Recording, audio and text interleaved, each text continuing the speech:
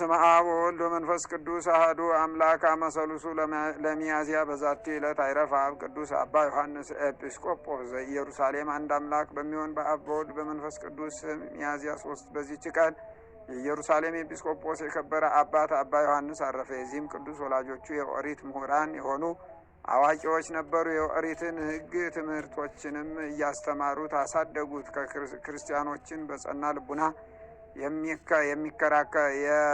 የሚከራከራቸውና የሚጣላቸው ነበር። መጻሕፍትን አዘውትሮ ከመመርመሩ የተነሳ የክብር ባለቤት ጌታችን ኢየሱስ ክርስቶስ ወደ ዓለም እንደመጣ ሰውም እንደሆነ በሞቱም ዓለምን እንዳዳነ አመነ። እርሱም የባሕርይ አምላክ እንደሆነ አምኖ በኢየሩሳሌም ኤጲስቆጶስ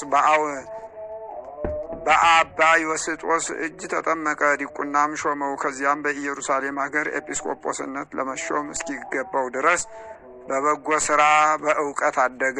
ኤልያስ የሚባለው እንድርያኖስም በነገሰ ጊዜ ከኢየሩሳሌም ሀገር የፈረሰውን ሕንፃ ሁሉ እንዲያንጹና በስሙ ኤልያስ ተብሎ እንዲጠራ አዘዘ። ከዚህም በአይሁድ ምኩራብ ደጃፍ ላይ ታላቅ ግንብ ሰሩ። ከከበረ ድንጋይም ሰሌዳ ሰርቶ በላዩ ስሙን ኤልያስን ጽፎ በመግቢያው አኖረው። በዘመኑም ኢየሩሳሌም አሕዛብንና አይሁድን ተመላሽ ሰለጠኑባትም። ክርስቲያኖችም ሊጸልዩ ወደ ጎልጎታ ሲመጡ ባዩአቸው ጊዜ አሕዛብ ይከለክሏቸው ነበር።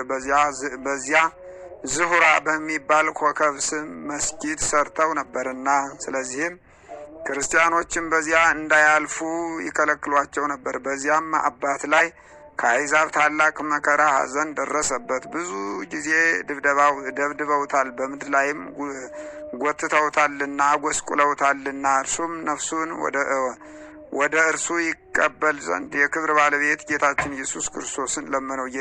ጌታችንም ልመናውን ሰምቶ በሰላም አረፈ።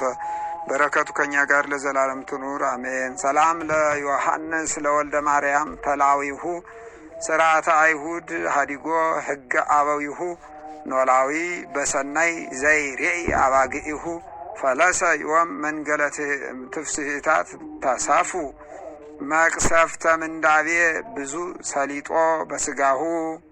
በዚች ቀን ደግሞ የከበረ አባት በእስክንድሪያ ለተሾሙ አባቶች ሊቃነ ጳጳሳት 71ኛ የሆነ አባ ሚካኤል አረፈ። ይህ አባት ከታናሽነቱ ጀምሮ የምንኩስና ልብስ ሊለብስ ወደደ። በአስቄጥስ ገዳም በአባ መቃርስ ቤተ ክርስቲያን መንኩሶ እስከ ሸመገለ ድረስ በዚያ ኖረ። በብዙ መነኮሳትም ላይ አበምኔት ሆኖ ተሾመ። በዘመኑ ሁሉ መልካም ተጋድሎ በመጋደል እግዚአብሔርን ደስ አሰኘው። በወንጌላዊው ማርቆስ ወንበር ላይ ሊቀ ጵጵስና ለመሾም እስኪገባው ድረስ ፍጹም ተጋድሎም በመጋደል ደከመ። ከእርሱ በፊት የነበረ ሊቀ ጳጳስ አባ ገብርኤል ባረፈ ጊዜ ወንጌላዊው ማርቆስ ወንበር ያለ ሊቀ ጳጳሳት 4 ወር ኖረ። ለዚያች ሹመት የሚሻል ሲመረምሩና ሲመርጡ ብዙ ደከሙ። ከብዙ ድካም በኋላ 3 የገዳም ሰዎችን መርጠው ስማቸውን በ3 ክርታስ ጻፉ። የክብር ባለቤት የጌታችን ኢየሱስ ክርስቶስንም ስም በአንዲት ክርታስ ጽፈው እያንዳንዳቸውን አሽገው በመሠዊያው ውስጥ አኖሯቸው። ቸር ጠባቂ ይሾምላቸው ዘንድ ኤጲስቆጶሳቱና ካህናቱ እስከ 3 ቀን ድረስ እየጸለዩ ሱባኤን ያዙ። እግዚአብሔርን በመማለድም እየቀደሱ ሰነበቱ። ከ3 ቀንም በኋላ አንድ ታናሽ ብላቴና ጠርተው ከእነዚህ ከ3ቱ ስሞች አንዱን አንስተህ ስጠን አሉት። ያም ብላቴና የዚህን አባት የአባ ሚካኤልን ስም ያለበትን ያንን ክርታስ አወጣ። ሁሉም እግዚአብሔር እንደመረጠው አውቀው ይገባዋል እያሉ ሊቀ ጵጵስና ሾሙት። እርሱም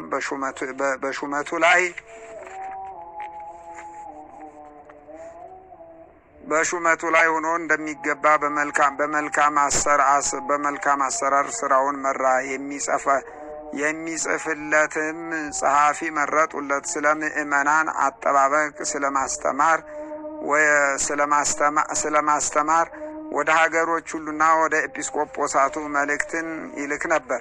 እርሱ ከኃጢአታቸው ተመልሰው ንስሐ እንዲገቡ ሕዝቡን ይመክራቸውና ይገስጻቸው ነበር። እግዚአብሔርን ይፈሩት ዘንድ ንጽሐ ነፍስ ንጽሐ ልቡና ያለው ሆነ። የዚህን ዓለም ጣዕም ያለውን ምግብ አይሻም አይመኝም። ክብሩንም ቢሆን ወይም ጥሪቱን ድሆችንና ችግረኞችን አስቦ ይመጸውታቸው ነበር እንጂ ከእነርሱ የሚተርፈውን ለቤተ ክርስቲያን ማሰሪያ ያደርገው ነበር። ይህም አባት ሙሉ ዓመት አልኖረም፣ ከዚያ የሚያንስ ነው እንጂ በሰላም በፍቅር አረፈ። በረከቱ ከኛ ጋር ለዘላለም ትኑር አሜን። ሰላም ለሚካኤል ሀብተ ድንግልና ቅናቱ ሊቀ ጳጳሳት ውዱስ ወርቱ ሃይማኖቱ እመኒ አንበሩ ውፃውየ ኤጲስቆጶሳት በእንተ ሲመቱ ወፃ ክርታስ እምነ ክርታሳት ሰለስቱ ስመዚአሁ ጽሑፍ ዘሃሎ ውስቴቱ። በዚች ቀን ዳግመኛ ክርስቲያናዊ ነጋዴ መርቄ አረፈ። ይህም ቅዱስ ከአንጾኪያ ሰዎች ወገን ነው። ጉዝፋር የሚባል ወዳጅ ነበረው። ይህም ጉዝፋርም ጣዖት የሚያመልክ ከሃዲ ነው። ከሃይማኖት በቀር በምን አይለያዩም። ከዕለታትም በአንዲት መርቄና ጉዙፋር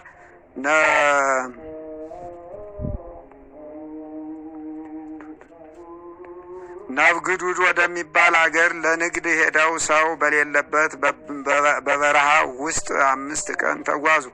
ክርስቲያናዊ መርቄም ባለጸጋ ነው። ከእርሱ ጋርም 40 ልጥረ ወርቅ ነበረ።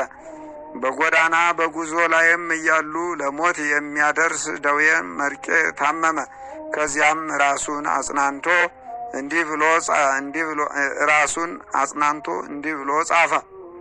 ከባሪያህ መርቄ ከኔ ያለ በጥቁር በቅሎ የተጫነ 40 ልጥረ ወርቅ ለአንተ ይሁን። ጌታዬ ኢየሱስ ክርስቶስ የሕያው እግዚአብሔር ልጅ የክብር ባለቤት ሆይ ስለ በደሌ ይቅር ብለኸኝ መንግሥተ ሰማያትን ትሰጠኝ ዘንድ ለልጆቼ ለሚስቴ ወይም ለዘመዶቼ አይሁን ብያለሁ።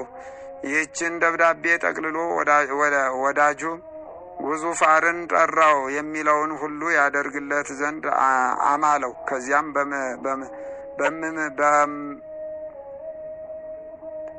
ከዚያም በምሞትበት ጊዜ አትንካኝ፣ ግን ይህን 40 ልጥረ ወርቅ እንደ ተጫነ ከበቅሎው ጋራ ወስደህ የክብር ባለቤት ለሆነው ለሕያው እግዚአብሔር ልጅ ለጌታዬ ኢየሱስ ክርስቶስ በእጁ ስጠው። ለልጆቼ እንዳትሰጥ ከእርሱ በቀር ለማንም ቢሆን አትስጥ አለው። ጉዙፋርም እንዲህ ብሎ መለሰለት፣ አንተ ራስህ ሞቶ ተነስቶ ወደ ሰማይ ወጣ የምትል አይደለምን? እኔ ወደ ሰማይ ወጥቼ ልሰጠው እችላለሁን? መርቄም እንዲህ አለው፣ ወደ ቤተ ክርስቲያን ሂድ፣ ራሱ ወደ አንተ ይመጣል፣ እጅ በእጅ ስጠው። ከዚህ በኋላ መርቄ ለመሞት ሲቃረብ ራቅ ብሎ በመቀመጥ ጉዝፋር መሞቱን ይጠብቅ ነበር። ወደ እርሱም መላእክት የብርሃን ልብስ ይዘው ሲወርዱ አየ። ከእርሳቸውም ጋር ጻድቃን ሰማዕታት አሉ። ዳዊትም በመሰንቆ ያመሰግን ነበር። መንፈስ ቅዱስም በርግብ አምሳል ወርዶ በስጋው ላይ 3 ጊዜ ዞረ። ያን ጊዜም የመርቄ ነፍስ ከስጋዋ ተለይታ ወደ ሰማይ እንዲህ ባለ ሁኔታ አረገች። 2 አንበሶችም መጡ፣ ምድሩንም ቆፍረው ቀበሩት። ጉዝፋርም ተነሳ፣ የመርቄም ወርቅ ጭኖ ስላየው ሁሉ እያደነቀ ሄደ። አንጾኪያም በደረሰ ጊዜ የቤተ ክርስቲያኑን አስተዳዳሪ ቀሲስ ታዲዮስን አግኝቶ መርቄ እንዳለው ነገረው። ቀሲስ ታዲዮስም ሊረከበው ወደ ጉዙፋር ሄደ። ግን የክብር ባለቤት ከሆነ ከጌታ ኢየሱስ ክርስቶስ በቀር ለማንም አልሰጥም፣ ወዳጄ መርቄ እንዳማለኝ እጅ በእጅ እሰጠዋለሁ እንጂ ብሎ ከለከለው። ከዚያም ሂዶ ወደ ቤተ ክርስቲያኑ ቅጽር ግቢ ገባ። ቀሲስ ታዲዮስም ደጁን ከፈተለት። የተጫነውንም